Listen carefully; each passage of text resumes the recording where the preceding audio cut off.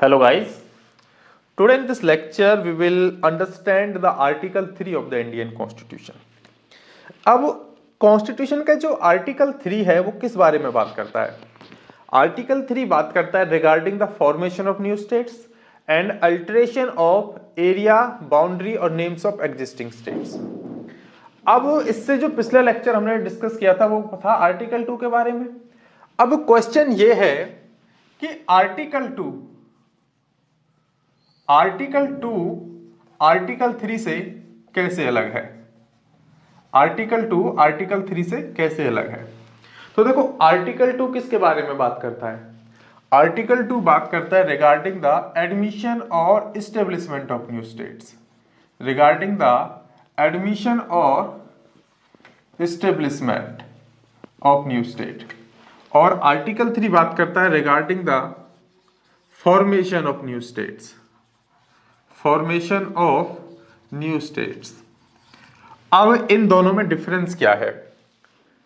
Article 2 के under जो admission या एस्टेब्लिशमेंट हो रहा है न्यू स्टेट्स का, ये उन टेरिटरीज में से हो रहा है जो पहले से इंडियन टेरिटरीज का पार्ट नहीं है। और आर्टिकल 3 के अंडर जो फॉर्मेशन हो रहा है नए स्टेट्स का, ये फॉर्मेशन उन टेरिटरीज में से हो रहा है जो पहले से ही इंडियन टेरिटरीज का पार्ट है। यानी कि अंडर आर्टिकल 3 जो फॉर्मेशन हो रहा है वो एग्जिस्टिंग टेरिटरीज में से हो रहा है। सो this is the clear cut difference between the article 2 and the article 3। अब हम चलते हैं इसके डिस्कशन की तरफ आर्टिकल 3 के। अब आर्टिकल 3 इंडियन पार्लियामेंट्स को 5 पावर्स दे रहा है। आर्टिकल 3 कहता है that the parliament by law may form a new state, may form a new state। ये आर्टिकल 3 का क्लॉज ए है। यानी कि आर्टिकल 3 का जो क्लॉज ए है वो पार्लियामेंट को पावर दे रहा है कि पार्लियामेंट बाय लॉ एक नया स्टेट फॉर्म कर सकती है। अब इसी आर्टिकल का जो क्लॉज बी है वो पार्लियामेंट को पावर दे रहा है to increase the area of any state, to increase the area of any state. इसी आर्टिकल का क्लॉज सी पार्लियामेंट को पावर दे रहा है to diminish the area of any state. इसी का जो क्लॉज डी है वो पार्लियामेंट को पावर दे रहा है to alter the boundaries of any state, to alter the boundaries of any state. और इसी आर्टिकल का जो क्लॉज डी है ई है वो पावर दे रहा है पार्लियामेंट को to alter the name of any state. तो आर्टिकल 3 पार्लियामेंट को 5 पावर दे रहा है। क्लॉज ए के अंडर पार्लियामेंट क्या नया स्टेट फॉर्म कर सकती है। क्लॉज बी के अंडर पार्लियामेंट को पावर है कि वो लॉ के थ्रू किसी भी स्टेट का एरिया इंक्रीज कर सकती है। क्लॉज सी के अंडर वो किसी भी स्टेट का एरिया डिमिनिश यानी कि डिक्रीज कर सकती है। क्लॉज डी के अंडर पार्लियामेंट किसी भी स्टेट की जो बाउंड्रीज है उनको चेंज कर सकती है। और क्लॉज ई के अंडर पार्लियामेंट क्या है, किसी भी स्टेट के नेम को चेंज कर सकती है। ये 5 पावर्स हैं। अब जो स्टेट का फॉर्मेशन है वो 4 तरीकों से होगा क्लॉज ए के अंडर। और वो 4 तरीके कौन कौन से हैं? कि पार्लियामेंट क्या है नया स्टेट फॉर्म करेगी। कैसे? Bye separation of territory from any state, bye separation of territory from any state. नए स्टेट का फॉर्मेशन कैसे होगा under article 3 clause A? Bye separation of territory from any state. दूसरा तरीका है बाय यूनाइटिंग 2 और मोर स्टेट्स, बाय यूनाइटिंग 2 और more states. यानी कि 2 या 2 से ज्यादा स्टेट्स को यूनाइट करके पार्लियामेंट एक नया स्टेट बना सकती है। तीसरा तरीका है by uniting any parts of states, by uniting any parts of states. और चौथा तरीका है इसी में by uniting any territory, by uniting any territory, by uniting any territory to any part of state, to any part of state। so इस तरीके से नया स्टेट फॉर्म कर सकती है parliament under article 3 clause A. अब क्वेश्चन ये है कि आर्टिकल 3 के अंडर कोई भी बिल पार्लियामेंट में किस मेजोरिटी से पास होगा? तो आंसर है सिंपल मेजोरिटी से। पार्लियामेंट में आर्टिकल 3 के अंडर किसी भी बिल को पास कराने के लिए कौन सी मेजोरिटी चाहिए? आंसर है सिंपल मेजोरिटी। ये आपको याद रखना है, कभी भी किसी भी एग्जाम में पूछा जा सकता है सिंपल मेजोरिटी। और दूसरा क्वेश्चन इसी में है कि कोई भी बिल अंडर आर्टिकल 3 पार्लियामेंट के कौन से हाउस में इंट्रोड्यूस होगा, तो आंसर है कि जो बिल है वो किसी भी हाउस में इंट्रोड्यूस हो सकता है, वो राज्यसभा में भी इंट्रोड्यूस हो सकता है और लोकसभा में भी इंट्रोड्यूस हो सकता है। लेकिन इसके रिगार्डिंग जो कॉन्स्टिट्यूशन है वो दो कंडीशंस लगाता है। पहली कंडीशन तो ये है कि ऐसा कोई भी बिल अंडर आर्टिकल 3 जो किसी भी स्टेट के नेम, एरिया या बाउंड्री को इफेक्ट करे वो प्रेसिडेंट की बिना रिकमेंडेशन के इंट्रोड्यूस नहीं होगा। तो ऐसे बिल को क्या चाहिए? Such a bill can be introduced in either house of parliament with prior recommendation of the president, prior recommendation of president, यानी कि प्रेसिडेंट का उसको अप्रूवल चाहिए हाउस में, पार्लियामेंट में इंट्रोड्यूस होने से पहले, पेश होने से पहले।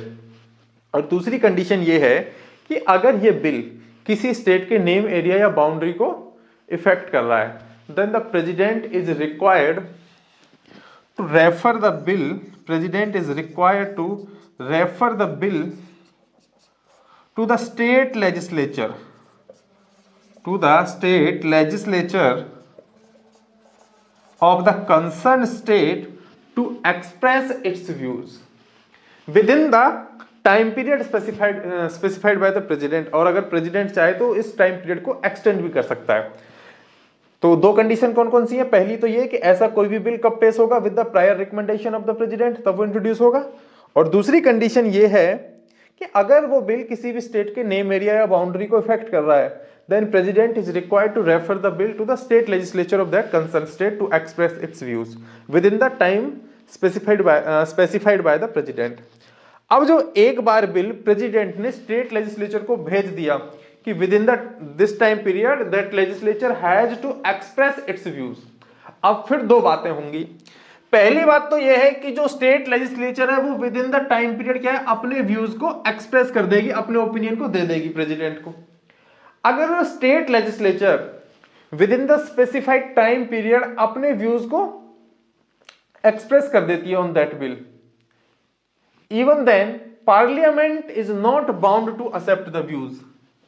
अगर state legislature within the time period अपने व्यू, ओपिनियन उस बिल पे दे देती है, even then parliament is not bound to accept the views, the opinion और the recommendation of the state legislature. अब दूसरी कंडीशन ये है कि जो स्टेट लेजिस्लेचर है वो within the specified time period अपने व्यूज एक्सप्रेस नहीं करती है।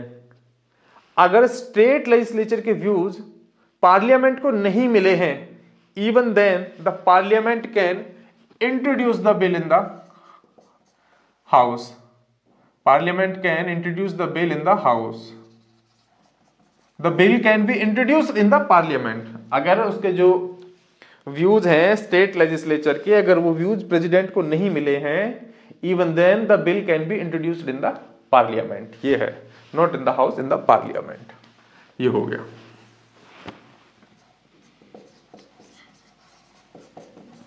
अगर पार्लियामेंट में डिस्कशन के वक्त उस बिल में कोई अमेंडमेंट किया जाता है, then it is not required every time to refer the bill to the state legislature for its views।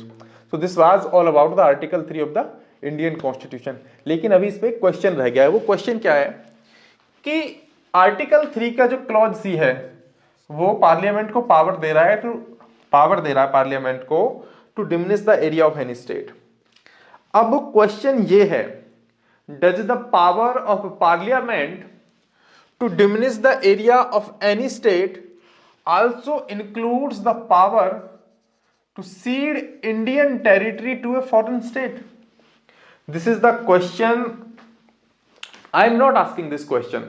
This question came for consideration before the Supreme Court in reference to Berry Union case. In reference to Berry Union case।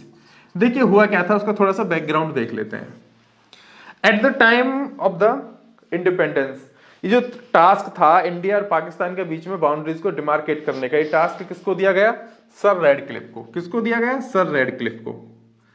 अब उस time पे ये decide हुआ था कि जो task है ये ऐसे इंसान को दिया जाए ना तो जो इंडिया के बारे में कुछ जानता हो और ना ही उसने पहले कभी इंडिया को विजिट किया हो।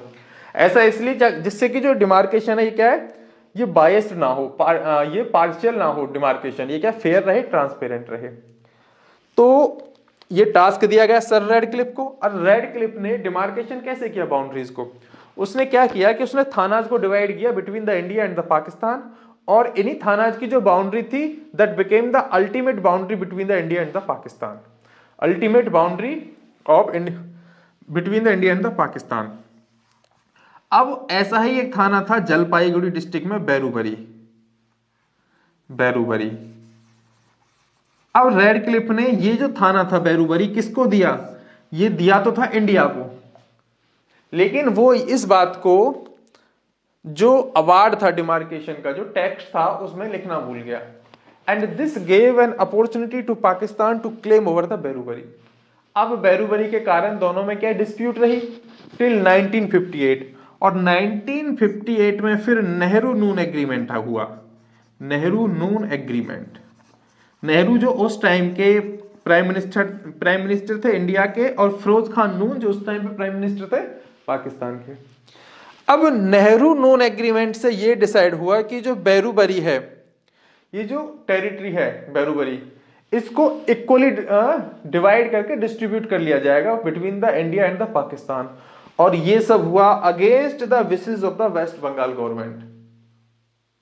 And when there was uproar and criticism, तो जो प्रेसिडेंट ने ये मैटर किसको रेफर किया, सुप्रीम कोर्ट को, अंडर आर्टिकल 143, जो कि सुप्रीम कोर्ट को एडवाइजरी पावर देता है, और आर्टिकल 143 प्रेसिडेंट को भी पावर देता है to consult the supreme court.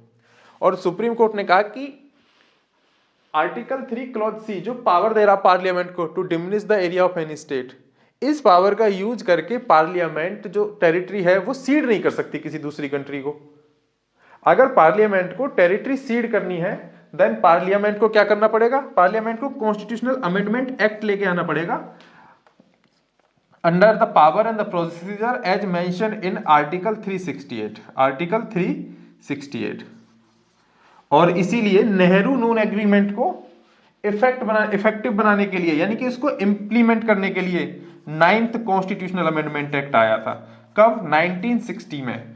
और इसी तरह 100th कॉन्स्टिट्यूशनल अमेंडमेंट एक्ट आया था, कब आया था, 2015 में। किस लिए आया था, इंडिया और बांग्लादेश के बीच में जो लैंड इनक्लेव्स थे उनको एक्सचेंज करने के लिए। So this is the whole story of article 3। अब इसके रिगार्डिंग किसी स्टूडेंट को डाउट है तो मुझे पूछ सकता है, वो कमेंट सेक्शन में अपना डाउट लिख सकता है, and I will definitely answer your queries. Thank you friends.